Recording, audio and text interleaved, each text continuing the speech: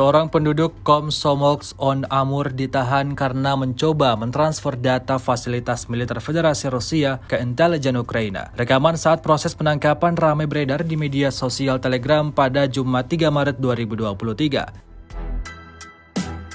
FSB secara sukarela menghubungi layanan khusus Ukraina dan menawarkan untuk memberi mereka informasi tentang fasilitas militer di wilayah Khabarovsk. Militan Ukraina dapat menggunakan data ini untuk serangan dan sabotase UAV.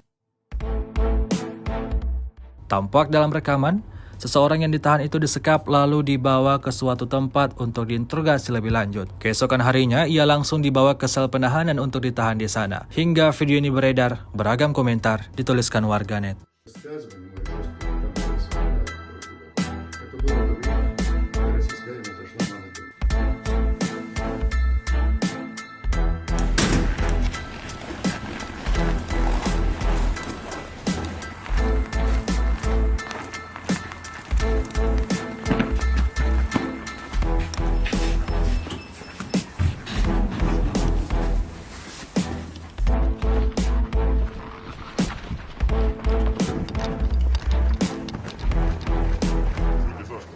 Руки, оружие есть? Руки за спину.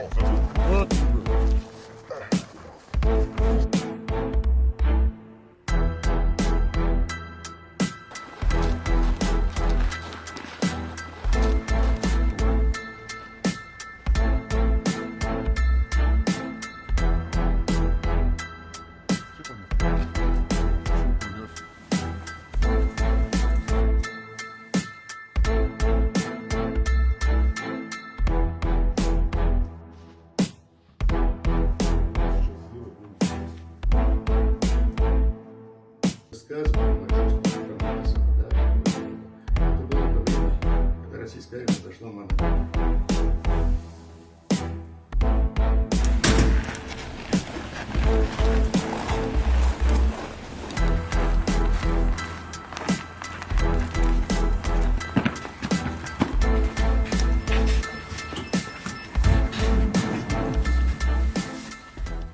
Terima kasih sudah nonton. Jangan lupa like, subscribe, dan share ya.